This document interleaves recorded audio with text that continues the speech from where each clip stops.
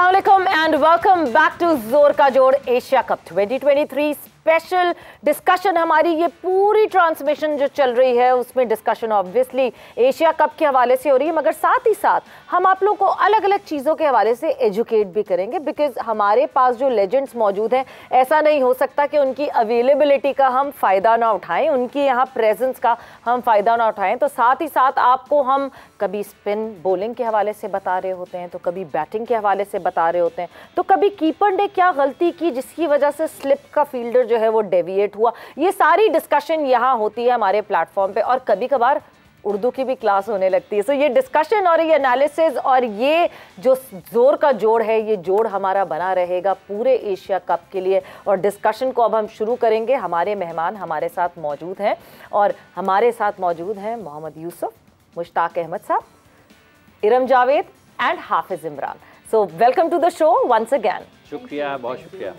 तो फिर हमने 1 से 3 का जब हम जोर का जोड़ कर रहे थे यूसुफ, हमने काफ़ी डिटेल्ड में डिस्कशन किया बट पाकिस्तान फ्लॉज या क्या बेहतर हो रहा है, क्या अच्छा हो रहा है।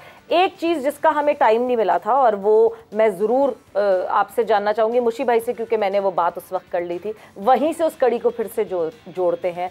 बाबर आजम की captaincy over the period of time getting better, especially this format of ODI is getting better।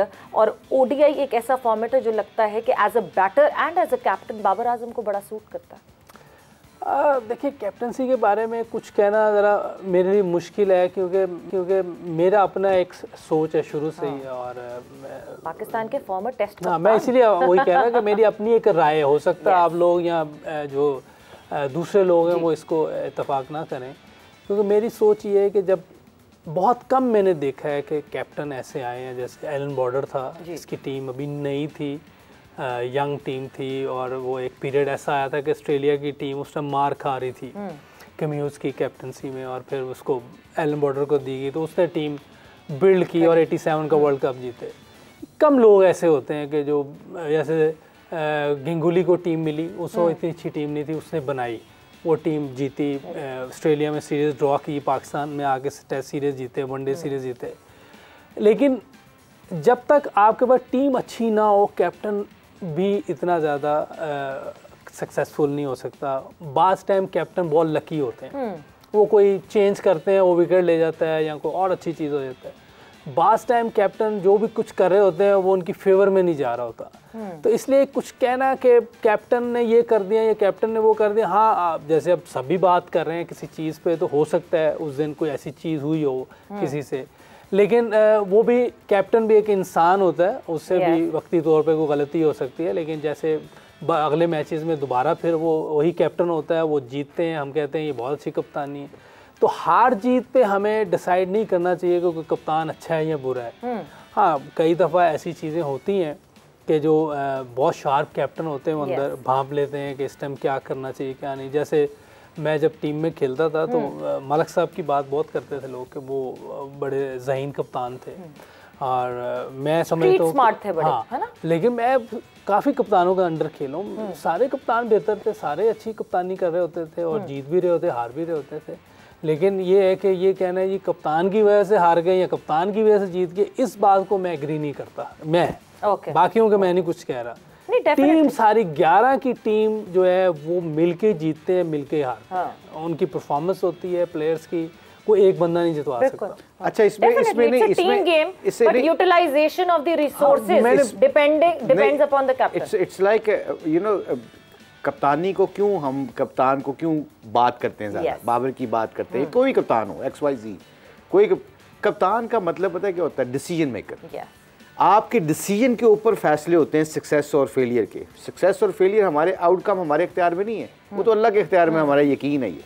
मगर जो सक्सेस और फेलियर का जो डिसीजन मेकिंग होती है ना, उसको कप्तान अच्छा कहा जाता है। जैसे बॉर्डर के बारे में बात की, गंगुली के बाद, you take decision, some time you bank on those player जो जिसको लोग रेट नहीं, आप उनको बैक कर देते हैं, आप अपने डिसीजन को बैक करते हैं। आप you not sitting on fence. जब आप फेंस पे बैठ के फैसला नहीं ना करते, that is not a great leadership. Leadership की जब बात करते हैं तो leadership is all about to making a decision. Right और wrong is not the issue, वो तो बंदा सीख जाता है बाद में।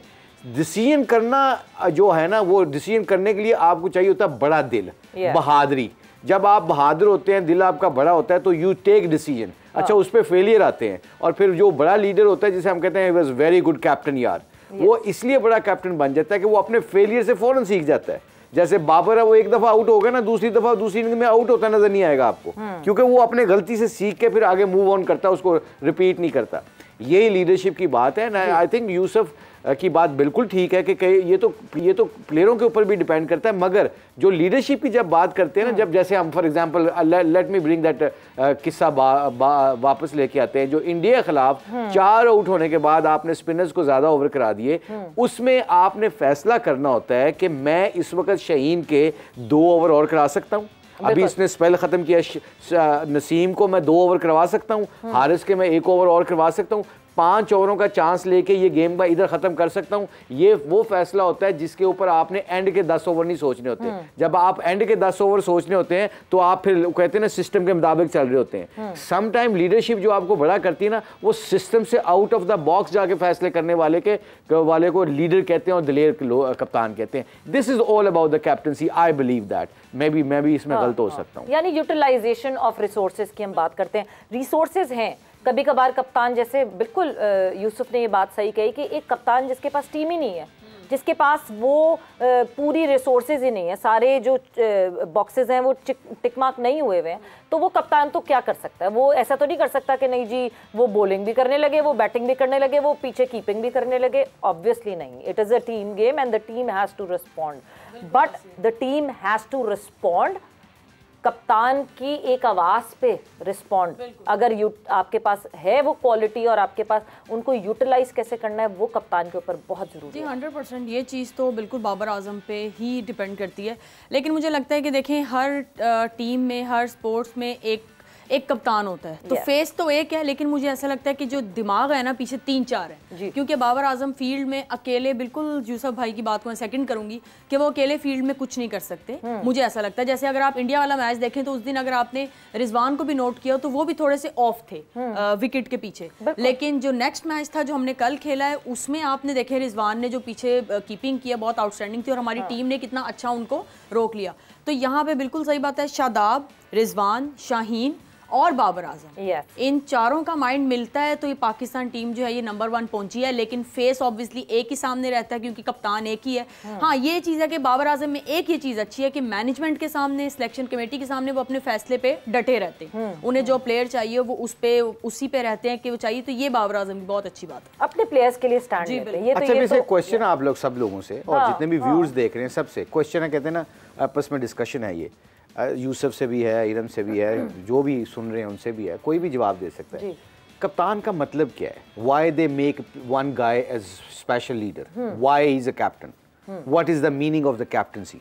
हाफिज, आपसे शुरू करूंगी मैं, कप्तान का मतलब क्या? देखिए, कप्तान सबसे पहले कि जो तमाम आपकी टीम है उसमें सबसे ज़्यादा, जैसे मुशी भाई ने कहा कि फ़ैसला साजी की क़ुव्वत रखता हो, और उसके साथ साथ उसमें ये समझ बूझ दूसरों से ज़्यादा बेहतर हो कि हमने अपनी इन चीज़ों को किस तरीके से आगे लेके जाना है। और एक और बात, जैसे मुशी भाई ने ये सवाल किया, देखेंगे ये क्रिकेट का सबसे आला सतह का आर्ट है कप्तानी, और ये आर्टिस्ट सब नहीं हो सकते। क्रिकेट 11 प्लेयर जो हैं ये आर्टिस्ट हैं, अपने मुल्क के बेहतरीन आर्टिस्ट होते हैं, और उनमें से जो सबसे बेहतरीन होता है वो कप्तान होता है। और कप्तान वो आर्ट है, ये बहुत सारी चीज़ें इसमें आपकी खुदादाद सलाहियतें हैं। देखें, जब आप कुछ चीज़ तख्लीक कर रहे होते हैं तो उसको आपको उसमें दूसरों से ज़्यादा मुनफरिद नज़र आते हैं। कप्तान मुनफरिद नज़र आता है, और जो फैसला साजी की क़ुव्वत है ये खुदादाद है, और ये जो सोचने समझने की सलाहियत है ये भी खुदादाद है। बहुत सारे खिलाड़ी क्रिकेट में ऐसे गुजरे हैं जो कि बहुत अच्छे क्रिकेटर नहीं थे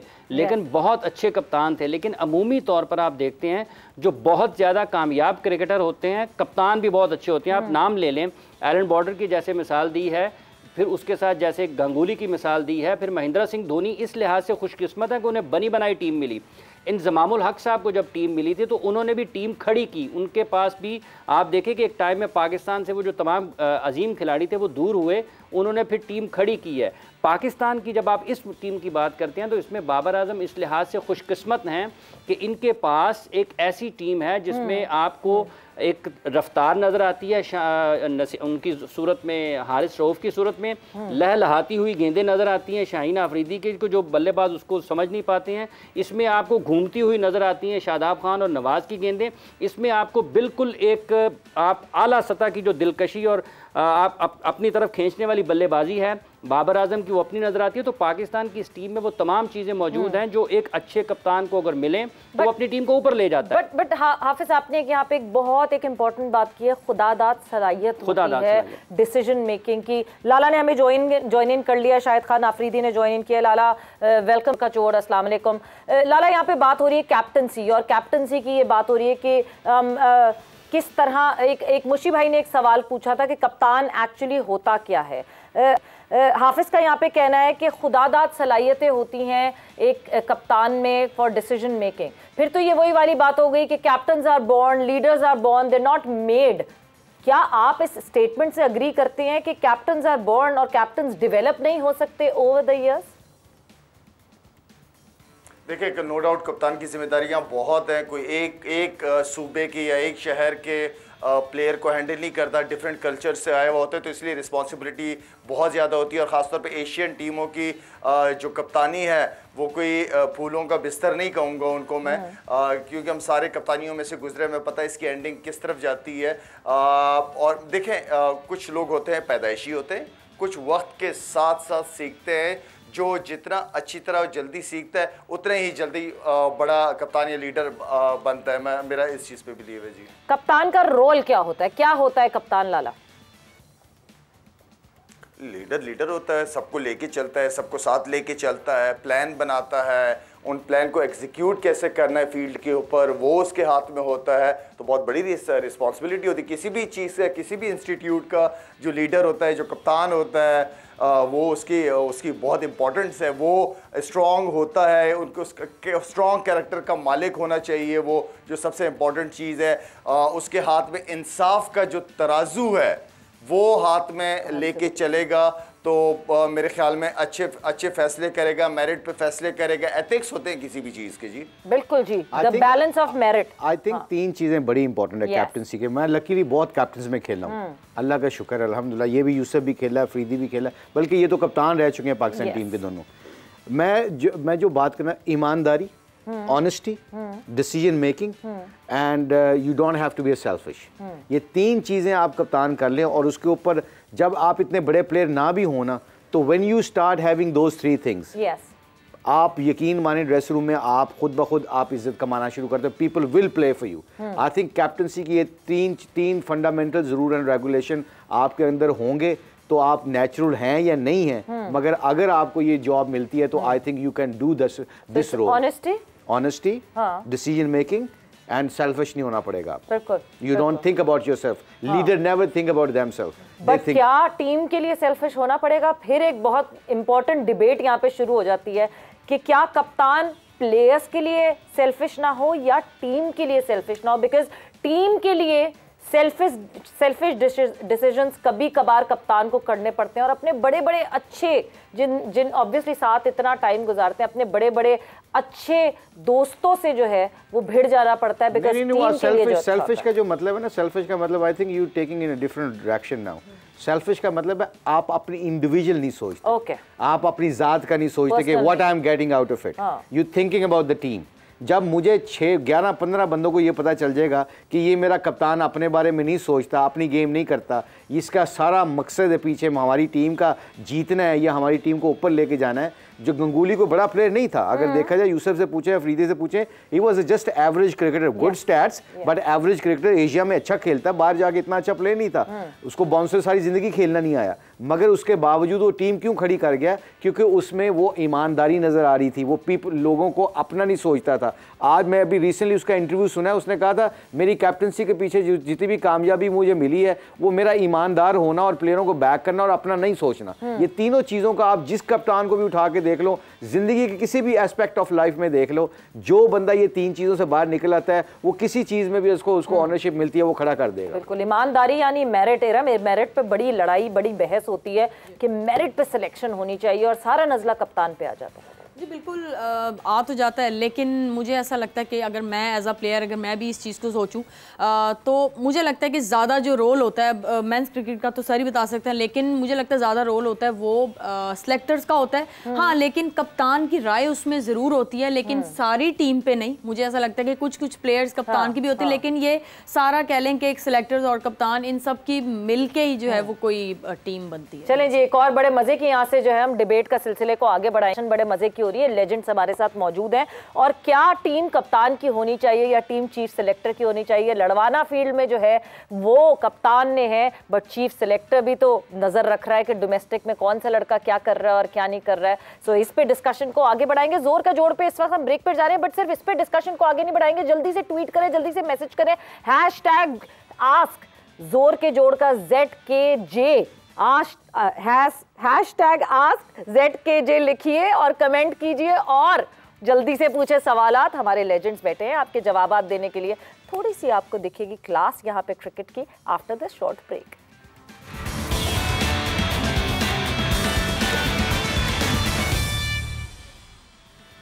एंड वेलकम बैक टू जोर का जोड़ एशिया कप 2023 स्पेशल डिस्कशन हमारी हो रही है बेहतरी की तरफ, कैसे बेहतर किया जाए टीम पाकिस्तान को और कैसे अच्छी अच्छी परफॉर्मेंसेज हों। कैप्टनसी के हवाले से हमने डिटेल डिस्कशन की कि कैप्टनसी में क्या क्या बेहतरी हो सकती है, क्या क्या बेहतरी होनी चाहिए, कप्तान कैसा होता और कैसा होना चाहिए।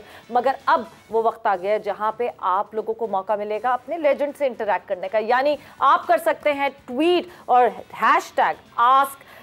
#ZKJ यानी जोर का जोड़। सो आस्क ZKJ लिखकर आप ट्वीट कर सकते हैं और आपकी ट्वीट्स यहाँ होंगी शामिल इस शो में।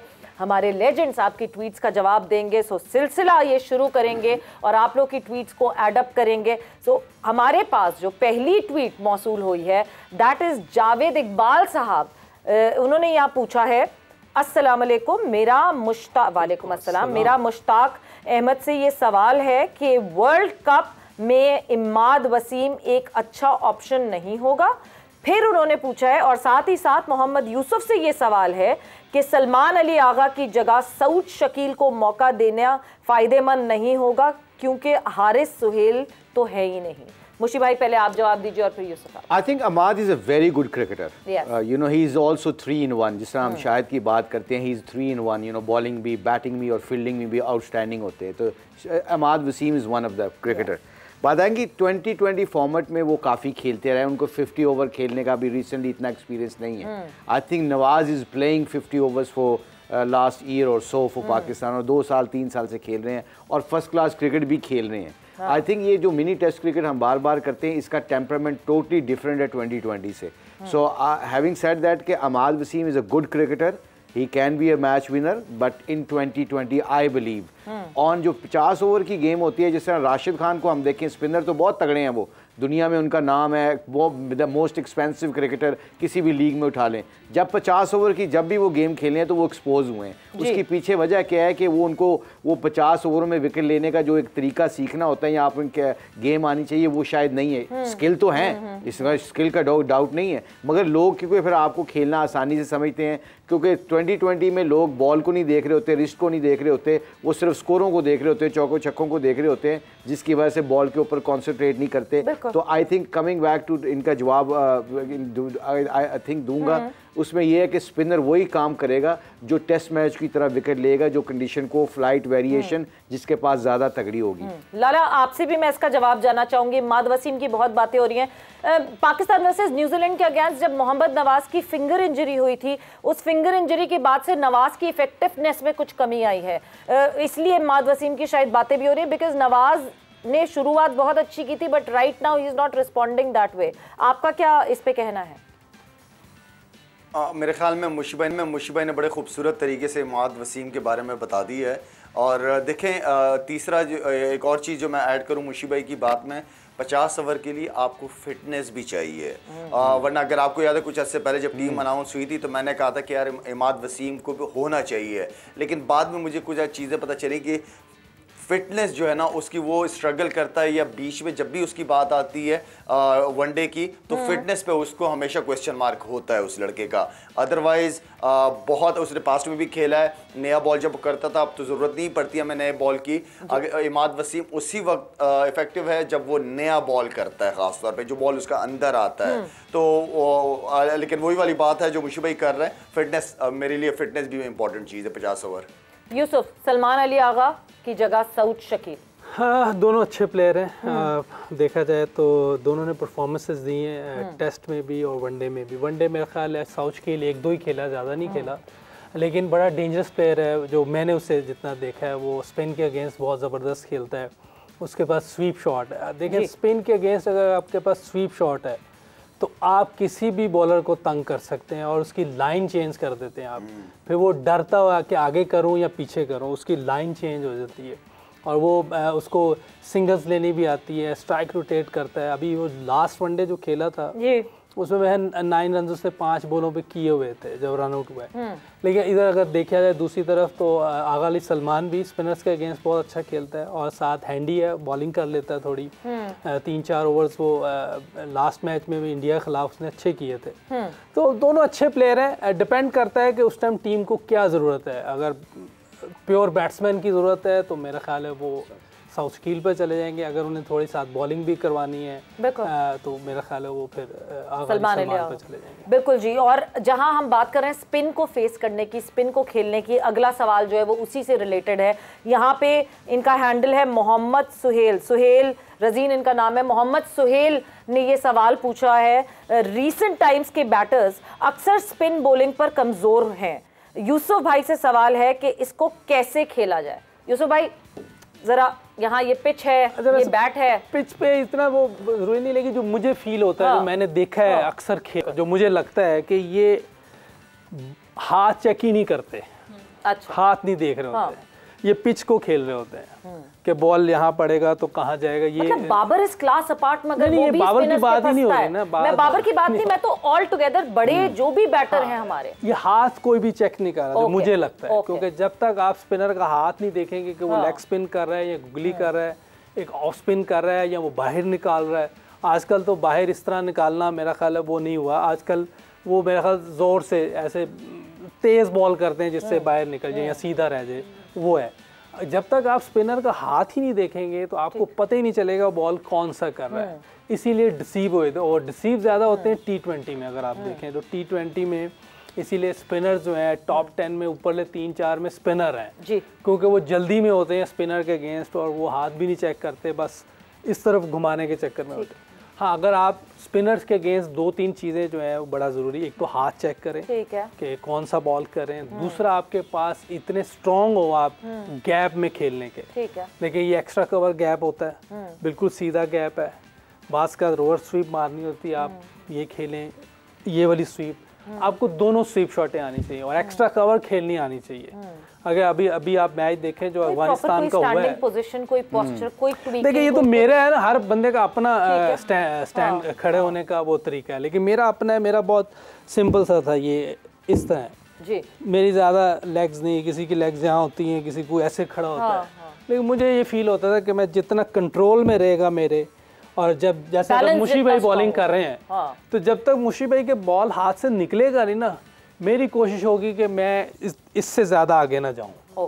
ये मेरे कंट्रोल में, ये मेरे कंट्रोल में। ठीक है। अब अगर वो बॉल मुझे इधर कर देंगे तो मैं इधर से कोशिश करूंगा इधर मिड ऑफ पे ले जाऊं, मिड ऑन पे ले जाऊं, या मुझे ज्यादा रन्स करने हैं तो मैं कोशिश करूँ स्वीप मार दूं या इधर रिवर्स स्वीप मार दूं इनको।